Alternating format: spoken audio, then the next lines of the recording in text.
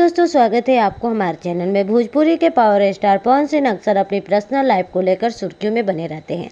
काफ़ी समय से खबरें आ रही कि पवन सिंह अपनी दूसरी पत्नी ज्योति सिंह को तलाक देने वाले हैं, जिसके बारे में ज्योति सिंह ने एक इंटरव्यू में बताया कि पवन सिंह खुद उनको कोर्ट लेकर गए हैं और वो ज्योति सिंह को छोड़ना चाहते हैं।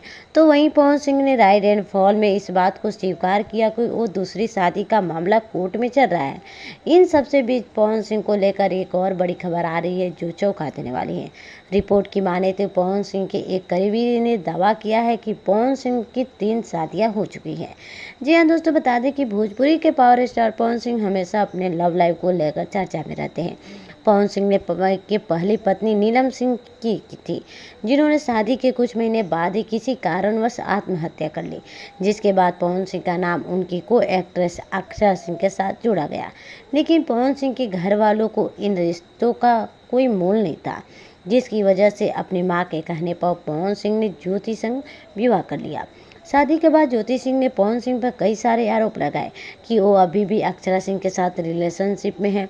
तो वहीं हाल में ही ज्योति सिंह ने बताया कि पवन सिंह उनसे बात तक नहीं करते हैं और उनसे तलाक लेना चाहते हैं, जिसके बारे में पवन सिंह ने खुद भी reality show rise and fall में बताया कि ज्योति संग उनका शादी का मामला कोर्ट में चल रहा है, जो कि तलाक तक पहुंच चुका है।